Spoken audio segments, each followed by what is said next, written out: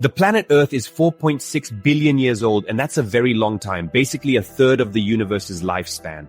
And for most of our planet's history, it was inhabited by microscopic beings. Life emerged around 3.7 billion years ago, and it changed the face of our planet.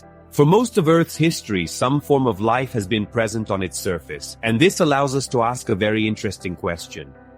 How far back in time can we go and still stay alive? Or, putting it another way, if you were teleported 100 million years into the past, would you survive?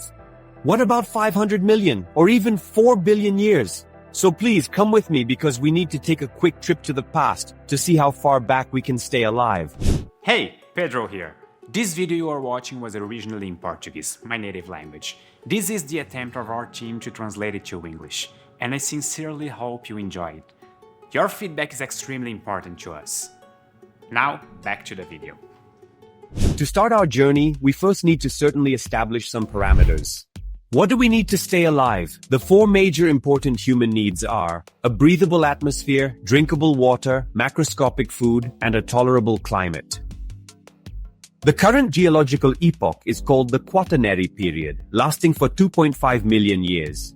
And its main characteristic is alternating cycles between ice ages and warming. Modern humans emerged during this period approximately 270,000 years ago. We went through ice ages and were probably almost extinct 100,000 years ago. If you were dropped near the poles of the Earth 100,000 years ago, you would die for two reasons. Extreme cold or resource scarcity that comes with the freezing of a good portion of the planet. But here we have a curious situation. There are records of humans coping well with both hot and cold climates. So unless we're talking about very dramatic and specific events like the extinction of the dinosaurs via a space rock, humans are actually quite good at dealing with the climate. But the problem here is the plural. Humans with an S at the end. Human beings, as communities, are good at surviving in nature. But a human is vulnerable.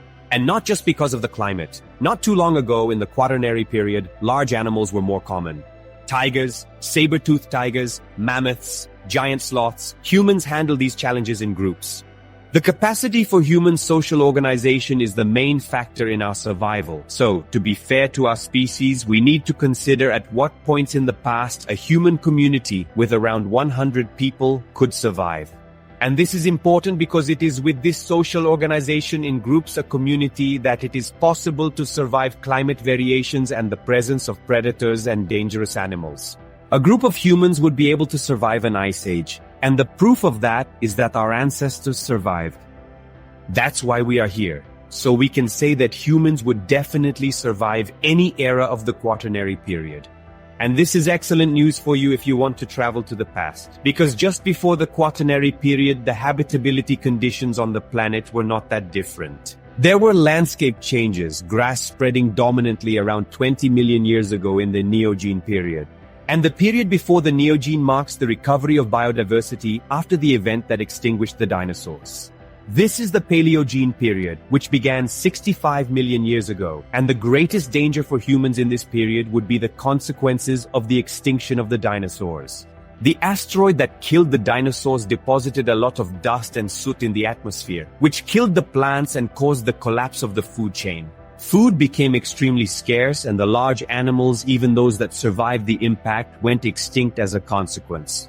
And don't get excited yet, because humans here would be part of the group of large animals, even though they are small compared to dinosaurs. So, for safety, best to avoid the 1 million years after the extinction of the dinosaurs if we want to survive. Ignoring this dramatic event, it is likely that a human community could survive for almost the entire period between the extinction of the dinosaurs and today. This window of time is known as the Cenozoic era, which is the era dominated by mammals and birds. If we go back a little further, we reach what I believe to be the most fun moment of this video, coexisting with dinosaurs. Fun for those who didn't get eaten. This is the Mesozoic era, containing the three periods of the reign of the terrible reptiles: Triassic, Jurassic, and Cretaceous. The Tyrannosaurus rex, the famous dinosaur from Jurassic Park, did not live in the Jurassic period, but rather at the end of the Cretaceous period, 85 million years ago. And this is an important detail because dinosaurs reigned over the world for hundreds of millions of years, but various different dinosaurs existed at different times during the Mesozoic era. And even having to share the Earth with dinosaurs coexistence would be difficult but not impossible. The larger predatory dinosaurs could cause significant trouble for human communities if both had existed simultaneously. After all, many of them were much larger and heavier than any animals humans have coexisted with throughout their entire history. But there are chances that if coexistence had happened, dinosaurs would not have much interest in eating humans for breakfast. Predators, outside of hunger and necessity, often have criteria and avoid eating unfamiliar prey. Sharks do not like to eat humans. When they bite one, it's due to mistaken identity or desperation. So it wouldn't be that difficult to avoid these predators because they probably wouldn't even go after you. More concerning than dinosaurs would be smaller predators in desperate situations. And this is also a problem that humans in the past have already survived. If we survived living with wolves and lions, we can survive a fast velociraptor. But shifting our focus a bit from predators to other survival factors, here we can notice some changes in the atmosphere. At the time, the Earth's atmosphere had more carbon dioxide than it does today, but still not enough to be toxic for us. The climate was also warmer, but not excessively so. Food was available and accessible, both in the form of small animals and small mammals that could be hunted, as well as edible plants. And starting from the Cretaceous that began around 145 million years ago, we can even find fruits. I feel sad thinking that humans sent more than 150 million years into the past wouldn't know fruits. So in summary, it is likely that humans would be able to inhabit the world since the beginning of the Mesozoic era, 252 million years ago. This, of course, ignores the big white elephant in the room, or rather the big rock in the sky, the asteroid in the way.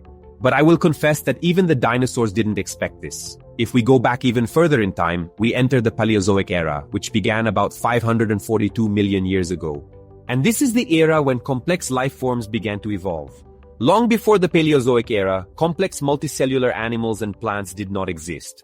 This means that no food known to humans today would exist. The first trace of a world full of large and complex animals and plants as we see today began in the first period of this era, the Cambrian.